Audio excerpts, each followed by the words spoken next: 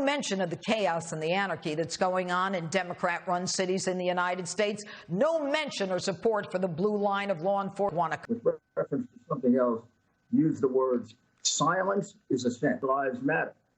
The 80-day continuous riot in Portland, he's paid no attention to. The 86. autonomous city in Seattle, he's paid no attention. The 20 murders a weekend in Chicago, I'm talking about all Democrat cities now.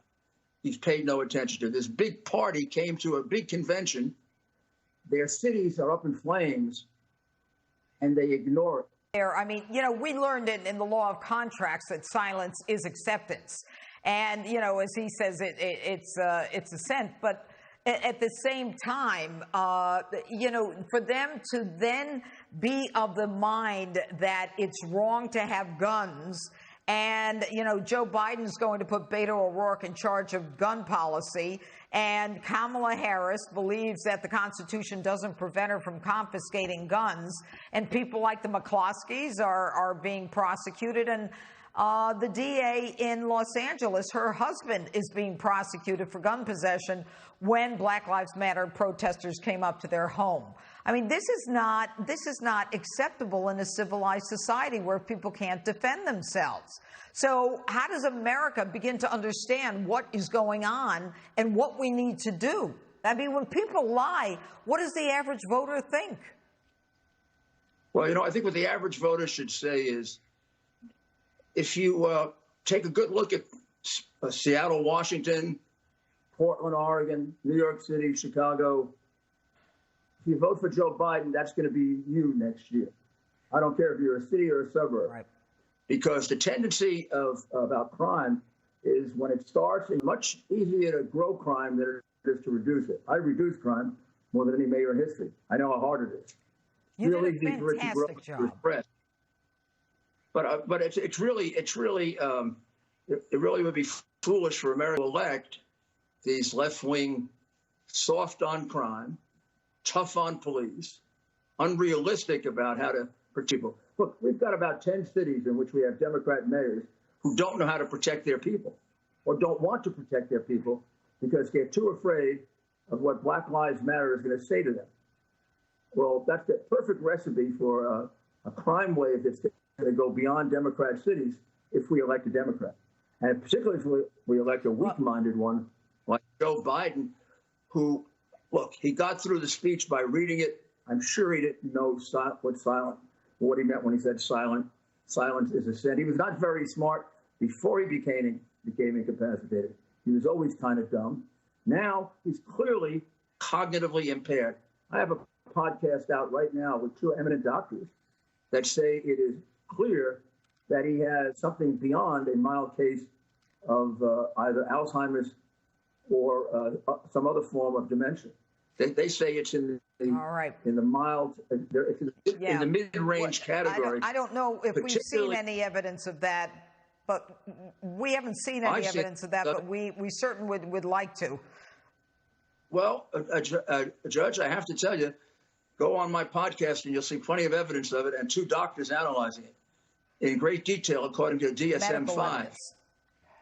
Medical evidence. Right. They go through the sentence construction, and they just demonstrate the various symptoms under the DSM-5 and come to the conclusion that he is significantly mentally impaired. Well, whatever conclusion, he's not in a position to protect the cities or even talk about them. Rudy Giuliani, thanks so much for being with us tonight. Oh, well. All right. And Carter Page is here and still ahead tonight. But next, are we in for another full-scale shutdown? We may be if Joe Biden is elected. Dan Bongino joins me next to discuss that and more of what we could see under a Biden administration. And it ain't pretty, folks. Don't go away.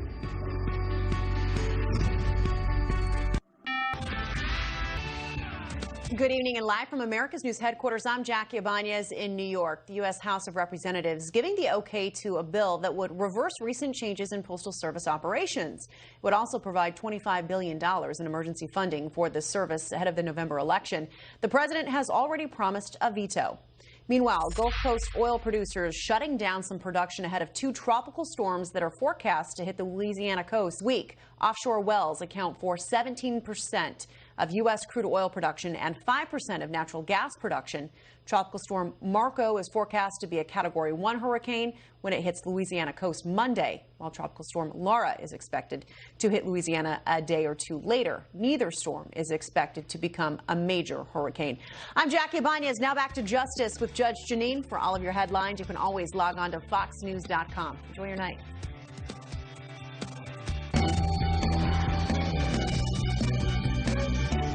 We're about to hear a lot in the next 72 days from the Biden-Harris ticket as this race really begins to heat up. Most of it will probably be lies about Donald Trump.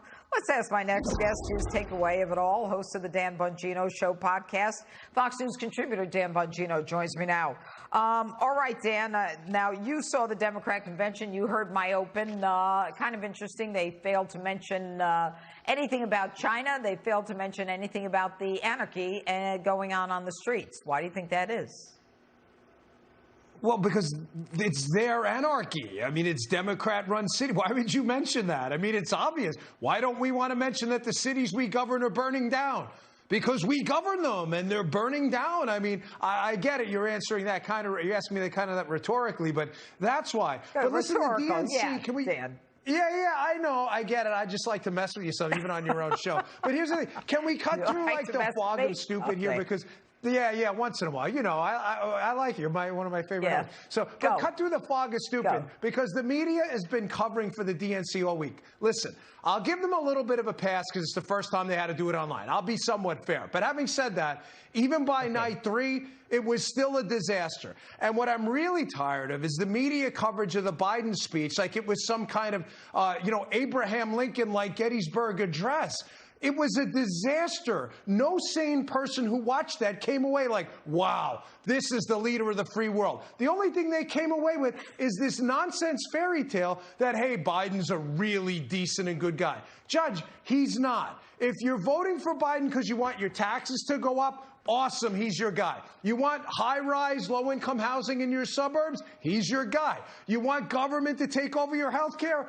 Biden is your guy. You want to redirect money away from the police? Biden's your guy. But he's not a nice guy. He's a serial plagiarist. He has made a living out of getting his family rich off of access to his position. What's the latest? Dan, what's the latest? Something just happened within the last 2 days on the plagiarism line again. They said that something that he did. Speech, yes, he supposedly took it from a Canadian politician. Yeah, Canadian. Right. Then they're like, oh, yeah, but we use them for inspiration. Yeah, without a footnote, that's called plagiary. Does he not know? I've written books. You have to I have it right here. You have to footnote the darn thing. But the guy, he's not a good guy, Judge. Judge, wait, I got to get to this. I had to write this stuff down. He said he marched in the civil rights movement. He didn't. He said he was shot at in Iraq. He wasn't. He said he was arrested trying to see Nelson Mandela. He wasn't. He said he finished at the top of his class in Syracuse Law School. He was 76 out of 85. This is not a good guy. I'm really sorry. You want your taxes to go up, he's your guy. If you're voting him because he's the character candidate, I'm really sorry, but I've got a box of air popcorn to sell you right now because there's nothing in that box. Yeah, but you know what? You left out something really important. He and AOC want to get rid of cows because of their flatulence. It makes me crazy. Don't you remember I can't that? fit it all in. I'm limited on time. I want to maximize my time on your show. Even with my list, I missed that one. I think I have a call for here. Where is it? Do we have time for the call for, guys? Go, quick. I hope so, because it's... In order to keep the country running and moving and the economy growing and people employed, you have to fix the virus. You have to deal with the virus. So if the scientists say shut it down? I would shut it down. I would listen to the scientists. All right, that's ABC World News tonight. That's an interview with Harrison Biden. I hear it's going to be on tomorrow night. Hey, isn't it great? He's ready to shut the economy down again. What do you say to that? I promise you this. If I've ever said anything on this network that's resonated with anyone, that will be the single most damaging quote of this entire campaign. If you were not bankrupted before, and listen, I get it. We shut it down in the beginning. We didn't have a good grasp on the R0 on the virus, how contagious it was, how deadly it was. We now understand it, not fully, but enough.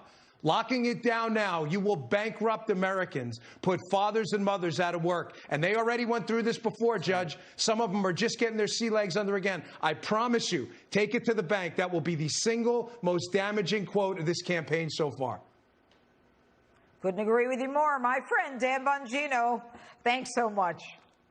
And are mayors of Democrat-run cities holding themselves to a different standard than regular people like you and me? We're talking about that and a lot more with Charlie Kirk and Leo Terrell. Back in a moment with them both.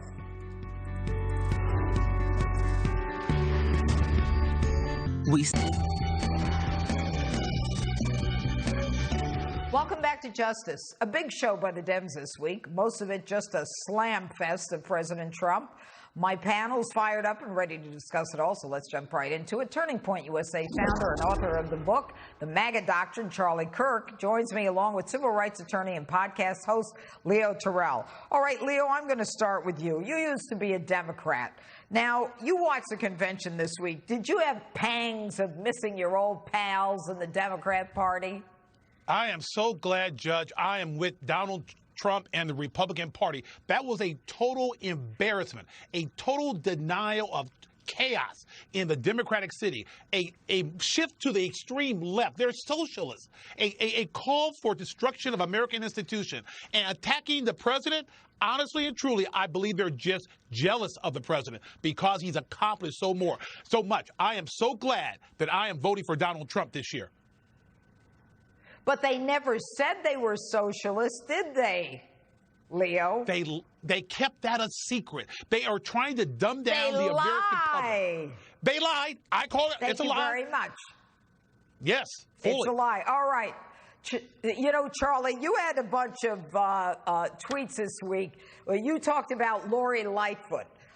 And the fact that Lori Lightfoot apparently wants to make sure that her street is safe, and she wants to stop protesters, not from coming to her house like they did to the McCloskeys, and not from coming to her house like they did to the DA, Jackie Lacey, in Los Angeles. She doesn't want them on her street. Is that correct? That's right. Yeah, Lori Lightfoot seems to be okay with the widespread amount of crime that is happening in the beloved city that I grew up outside of in the suburbs of Chicago, just seeing the city burn, while Lori Lightfoot says, no, I